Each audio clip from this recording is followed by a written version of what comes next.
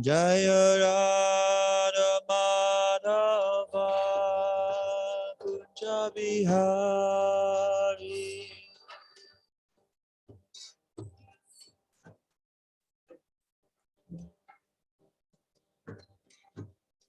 Gopi Janavalabha Girivaradari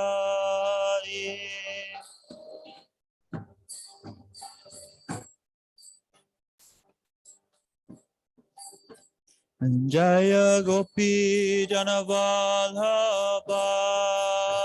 Girivaradari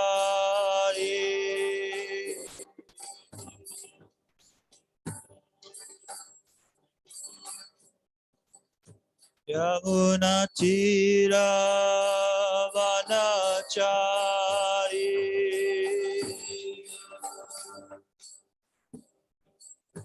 Yamuna Tira Vanachari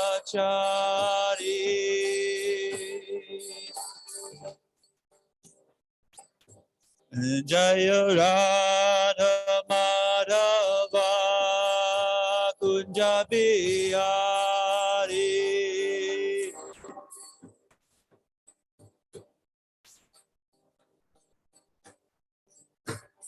Jaya Radha Madhava Kunja Bihari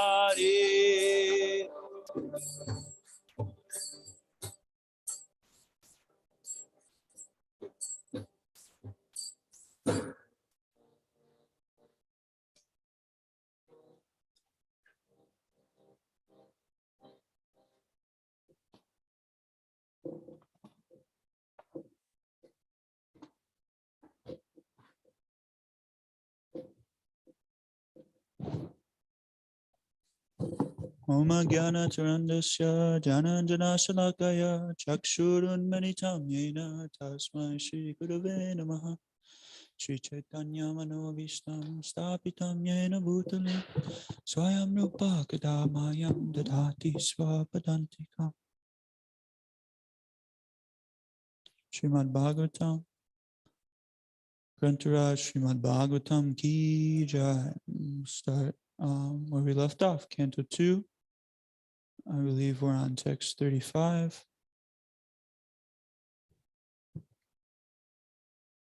Ishasya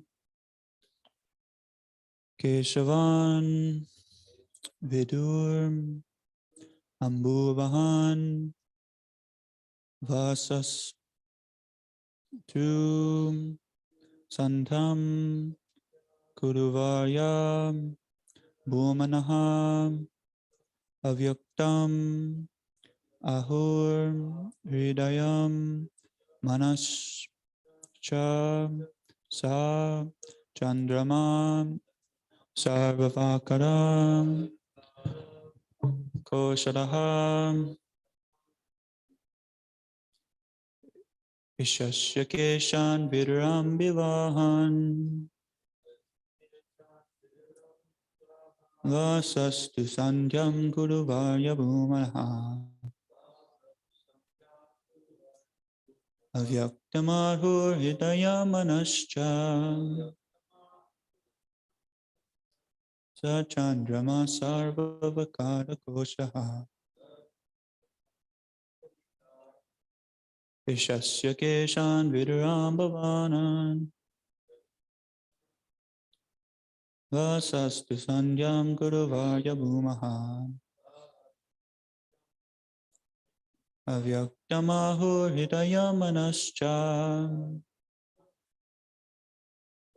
Sa Chandrama Sarvavikara Koshaha Ishasya Keshan Viduram Bhavanan Vasastu Sandhyam Kuruvarya Bhumaha Avyaktamahur Hidaya Manascha Sa Chandrama Sarvavikara Koshaha Yashasya of the Supreme Controller.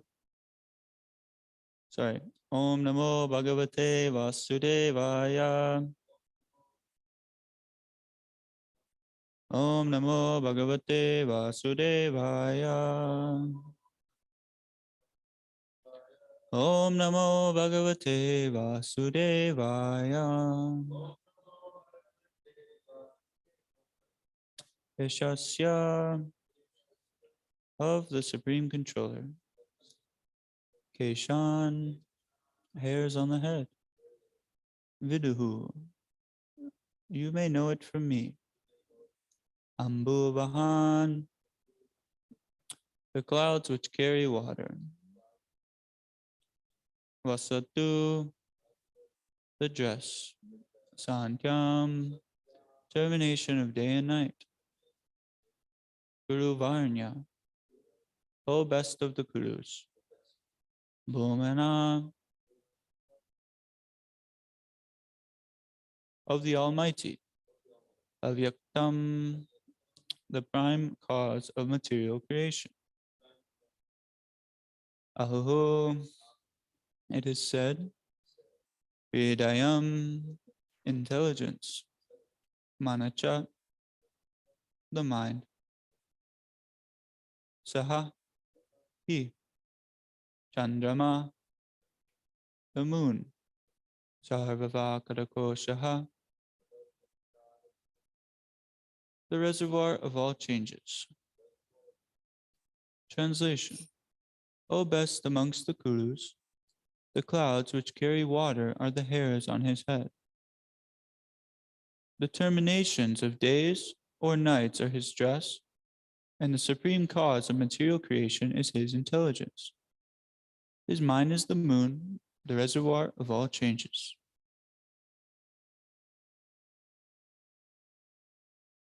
Next text. The principle of matter, Mahat Tattva, is the consciousness of the omnipresent Lord, as asserted by the experts. And Rudradev is his ego.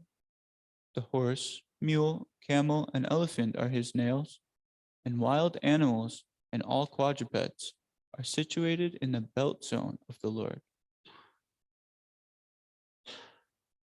And text 36, varieties of birds are indications of his masterful artistic sense. Manu, the father of mankind, is the emblem of his standard intelligence, and humanity is his residence.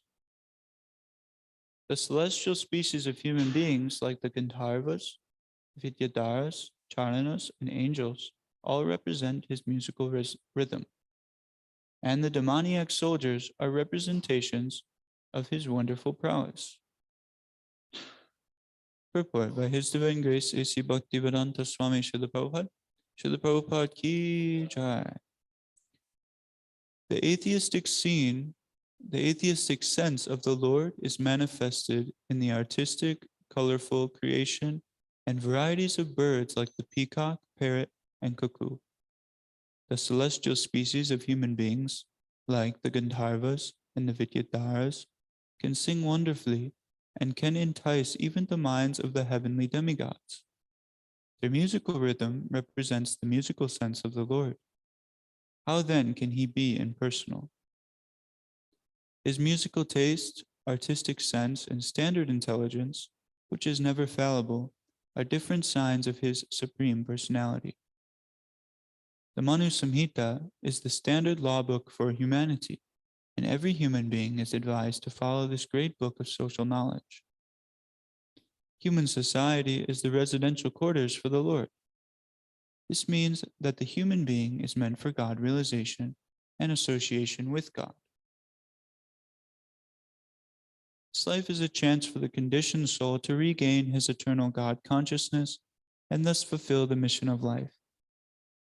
Maharaj Prahlad is the right type of representative of the Lord in the family of Asuras.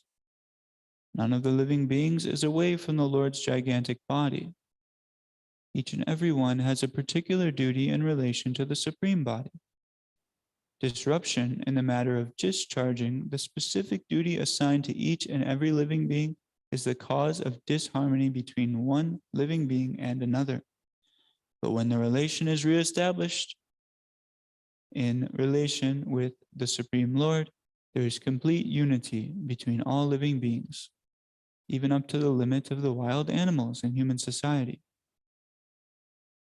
Lord Chaitanya Mahaprabhu displayed this living unity in the jungle of Madhya Pradesh, or even the tigers, elephants, and many other ferocious animals perfectly cooperated in glorifying the Supreme Lord.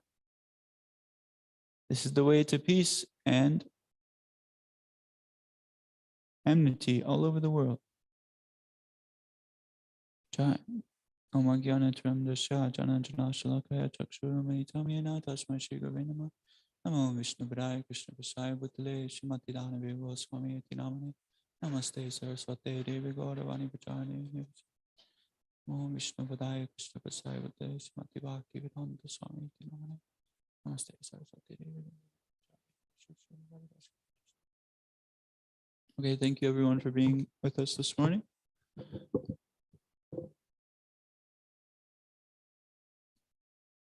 So, as we've been hearing this section of the Srimad Bhagavatam, Shukadev Goswami is giving a description of the Virat Rupa, a brief description you could say, because of course no one can describe that in full.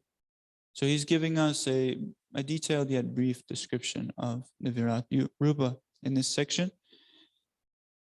And we know that, nothing can be actually separated from the body of the Lord. This is one of the conclusions that we can make while reading this section of the Srimad Bhagavatam. So that means that the elevated devotee, somebody who actually realizes this, they can see the relation with the Supreme Personality of Godhead and all of the material energy or all of the representations. They see it as representatives or representations of the Lord. So there's some examples given here that we've been hearing lately. And we've been hearing many, many examples. He's describing many things of nature that we can see in the material world and see it with spiritual vision, so we can have it remind us of the Supreme Personality of Godhead. So this is a very nice section that Srila Prabhupada entitled The First Step in God Realization. So it's said in the Bhagavad Gita, Yo mam pasyati sarvatra sarvam cha mahi pasyati tasyaham na prasanyami sa chame na prasanyati. For one who sees me everywhere and sees everything in me, I am never lost, nor is he ever lost to me. So this is a prime example, this section of the Bhagavatam. Because if we can see God in everything, we're never lost to Krishna. He's always there. He's just a thought away. So that means that, of course, everything is related to the Supreme Personality of Godhead. And I've been realizing lately, when we're studying this section, that it's showing us very practically how we can connect ourselves with Krishna. In a very practical way, we could be driving down the street and we could be seeing trees as mundane trees and, rivers as mundane rivers. But Krishna is telling us, no, you can be seeing these trees as the hairs on my body, on my arms. And you can be seeing the river as my veins, the water running through. So like that, we can remember God in everything. So this is the purpose of human life, is to remember the Supreme Personality of Godhead in everything that we do and establish this connection with God. Otherwise, as Srila Prabhupada liked to say quite often, we're no different than animals if we don't reestablish this connection and awaken our dormant Krishna consciousness that has been covered over by the material energy called Maya. So we know that there's four tendencies of the animal, four behavioral tendencies. There's eating, sleeping, mating, and defending. So if a human being, if he's just operating, trying to fulfill these four tendencies, he's no different than an animal. He's just behaving in the same way.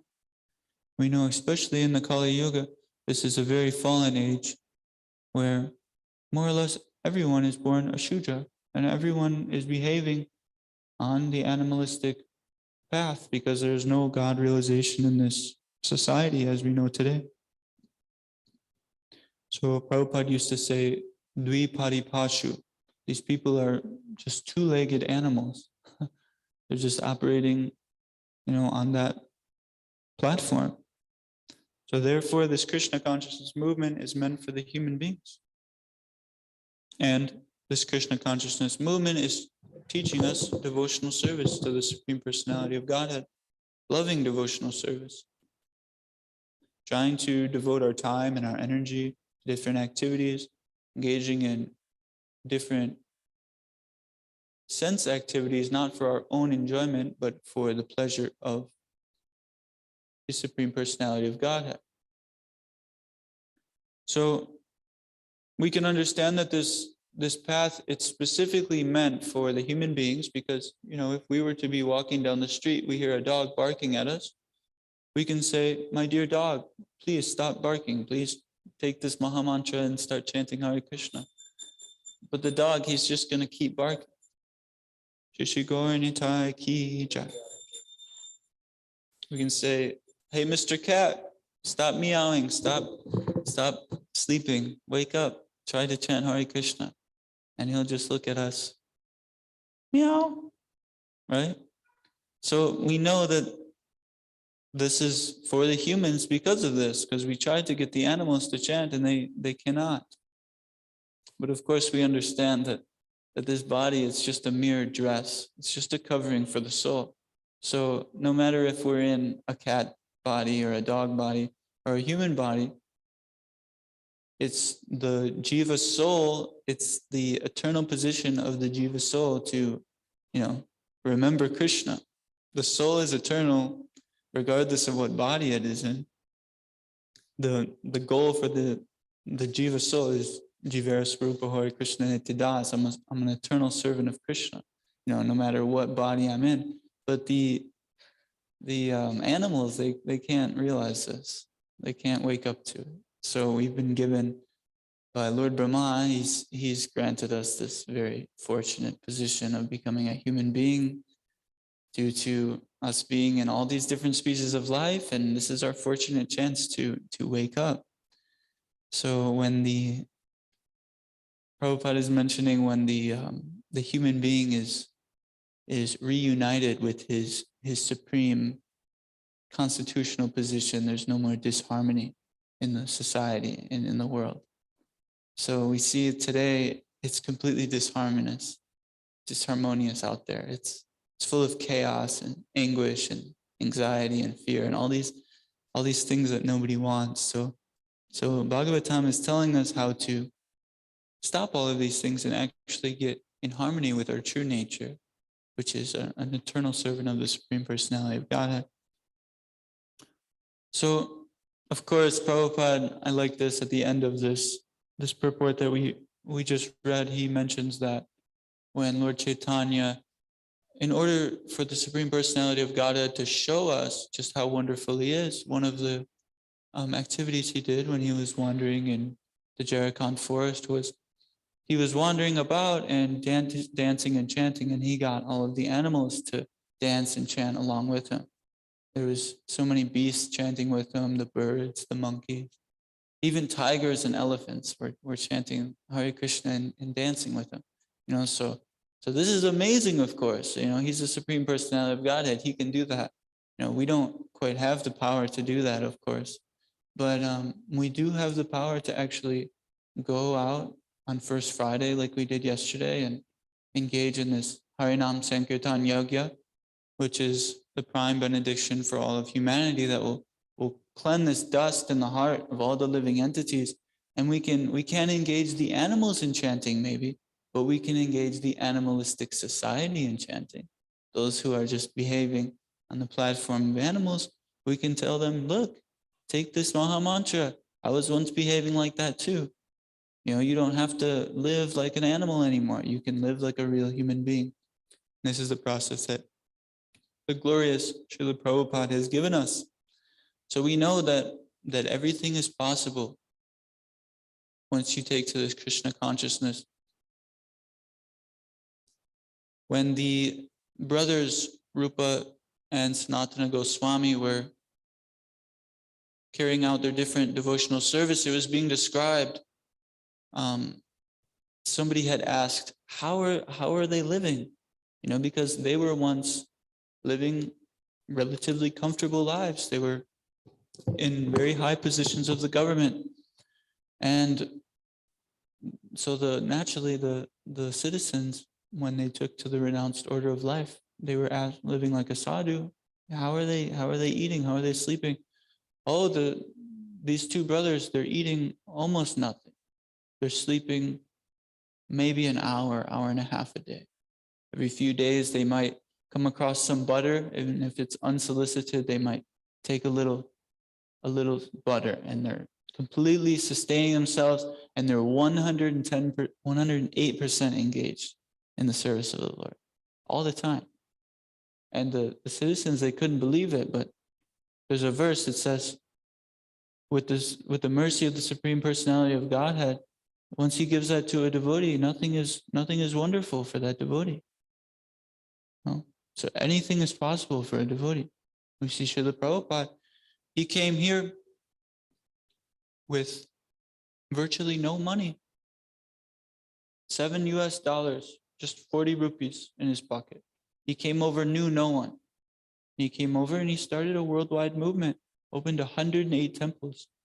So sometimes different yogis or different so-called spiritualists, they'll say, well, your spiritual master, does he perform miracles? Sometimes the yogis, they can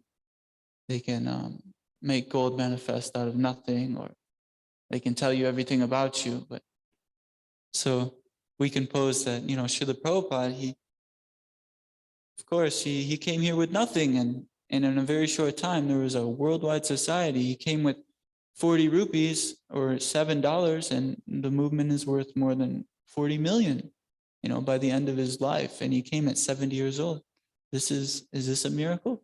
This was posed on a morning walk, and there were some businessmen. They were calculating. Oh, yes, I think that is a miracle, so it's amazing. Later in the purport, Prabhupada mentions the Manu Subhita. In the Manu Subhita, it's more or less the law book of mankind. And there's a lot of very nice points made in the Manu Subhita. One of which being that the instruction and the way of life, the instruction and law for all the living entities is not the same. It's actually tailored to that living entity's position. So this is a very potent thing that the Vedas are giving us. It's very personal, right? We see for the Brahmanas, it's said in order to convince him, you need to give logic and argument. And then for a Kshatriya, you need to give argument, and you also need to give him some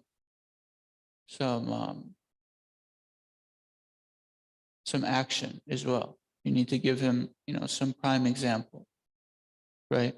And then for like a mercantile class man, for somebody who's in the, business world, in order to convince him, you don't give him logic or, something practical or tangible. Rather, you give him, how can I make money at this? And then he's convinced.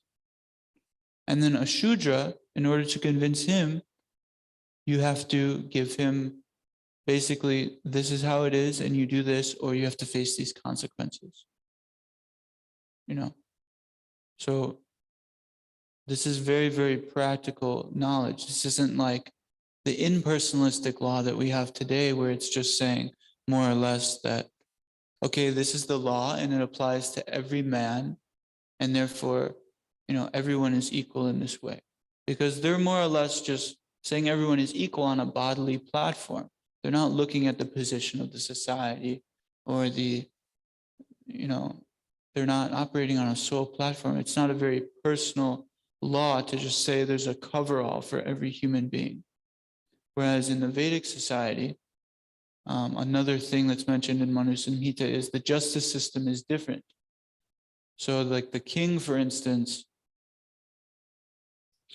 he implements a law that is given by the Brahmanas, and he, in a way, he's implementing this law, but if there is some special circumstance for a citizen in the society, he can tailor it to that, to meet that circumstance.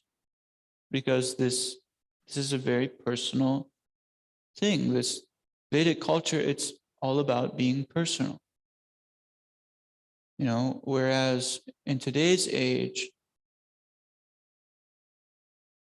if there's somebody who, something horrible happens, there's a man and some rascal comes and he breaks into his house and does very horrible things to his wife and his children, and maybe takes his children hostage, or something totally horrible. And then the man finds him and administers justice by killing this rascal. This man will be sent life in prison, maybe, depending on where he is in the United States, because it's just a coverall. You do some killing, they don't look at the reason. It's impersonal. Although for some reason, I saw this story the other day that there was this man in Texas, and there was an instance like this where some man did some very abominable, horrible thing, and the man in Texas took it into his own hands and took the life of this man. And the man was actually, his sentence was very, very little, because the Supreme Court saw that, this was such a horrible thing that this man who was killed did, that, this man took it into his own hands. So, there is some wiggle room sometimes in this law, in the laws of today, but more or less it's impersonal, because, impersonalism, it's crept its way into every facet of human life this day and age. And this is one of Srila Prabhupada's prime duties, is to preach against this impersonalistic philosophy, because it's more or less nonsense. We're here to have a relationship with the Supreme Personality of Godhead, who is a person. We can get to know how to have personal relationships with God by having personal relationships with his devotees and serving in cooperation, in harmony. That is what Sankirtan means. It means to serve God in a harmonious fashion. Sankirtan, glorifying the Lord in congregation, together in harmony, in unity with the other devotees of the Lord. That's what this movement is all about, and that's what life is all about, glorifying Krishna, the Supreme Personality of Godhead. So this impersonalism, it's no good. And we can understand that everyone is a devotee, whether they're indirectly serving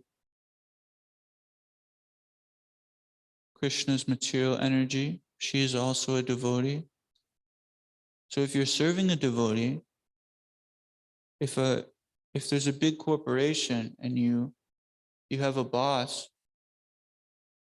and there's so many different tiers to this corporation, just because you're very far removed from the owner of the business, does that mean, but you're still rendering service to the business, does that mean that you do not work for the business? Just because you're not one away or twice removed or 10 times removed from the owner? You could be 50 times removed. You'd be doing very indirect service for this business, but you're still rendering service to the business. Similarly, just because the people are completely covered over by Maya, they're serving Krishna's devotee, Durga Devi. They're still servants of the Supreme Personality of Godhead. So there's the verse in the Bhagavad Gita that the learned the learned sages sees with equal vision a brahmana, an elephant, a dog eater, an outcast, and an elephant like that. And he sees with equal vision. So this does not mean that we don't make discrimination. Like Srila Prabhupada and this Vedic system, it discriminates due to the characteristics of the person, but it does, for instance, a person could have working tendencies. They could have a lot of passionate energy and need to burn off a lot of steam in their service.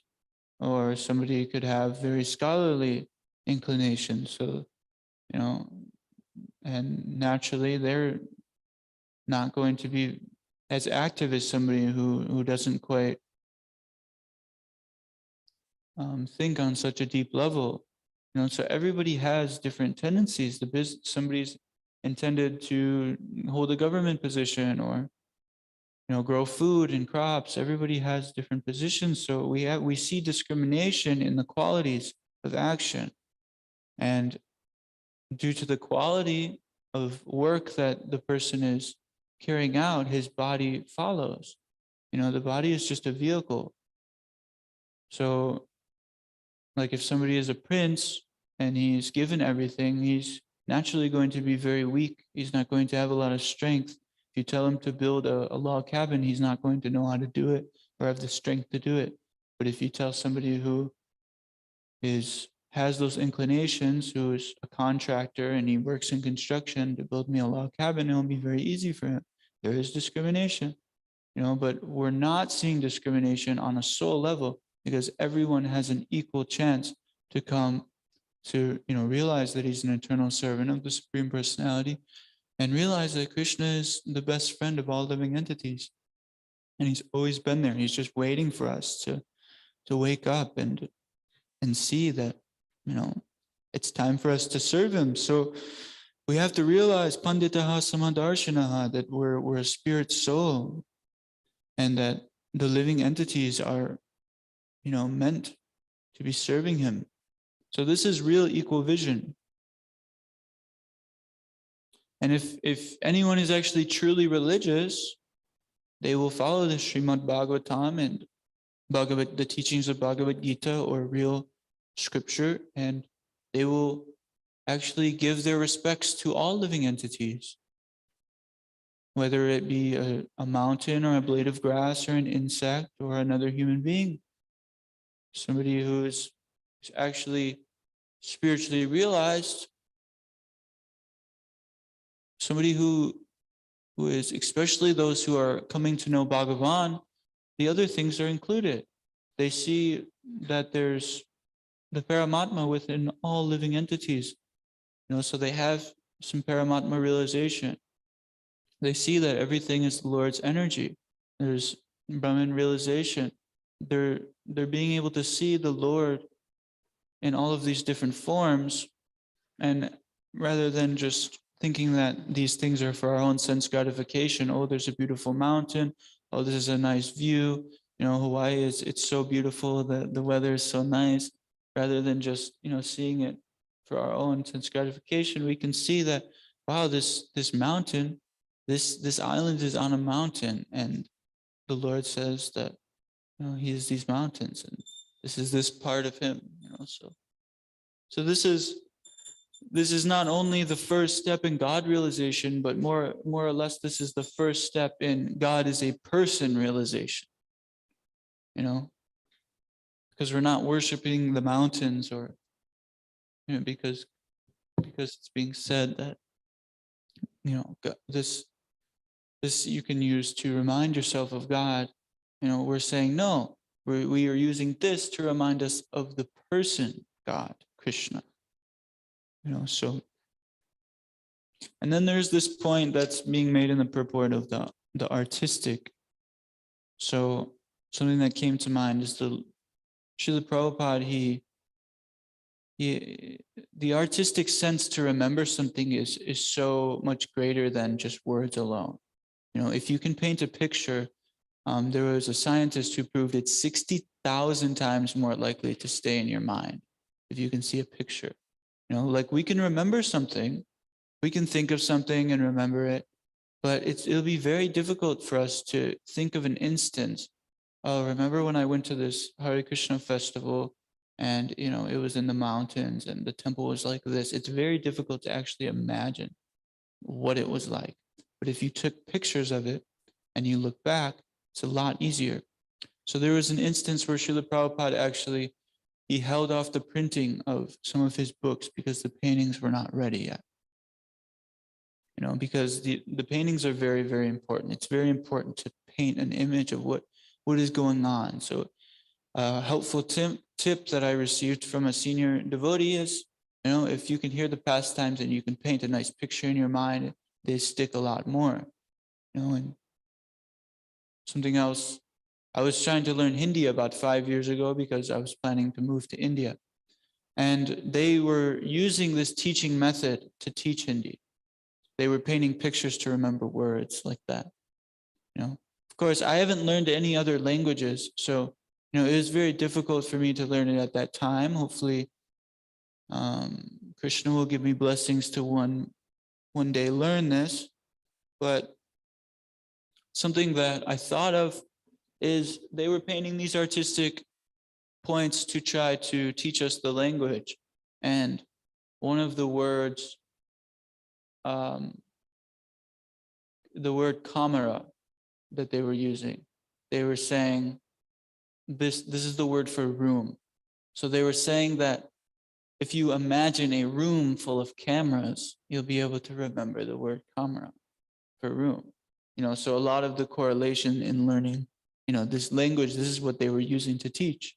So we see that that actually stuck. You know, when I have no intelligence or ability to like remember a language, I did a year of Spanish in school and I don't remember any Spanish. They didn't use any pictures like that or, you know, anything like that, you know. So we see this as a powerful actually method to try to remember something. So are there any questions or comments on today's verses that we covered in Srimad Bhagavatam? Yes, Prabhu.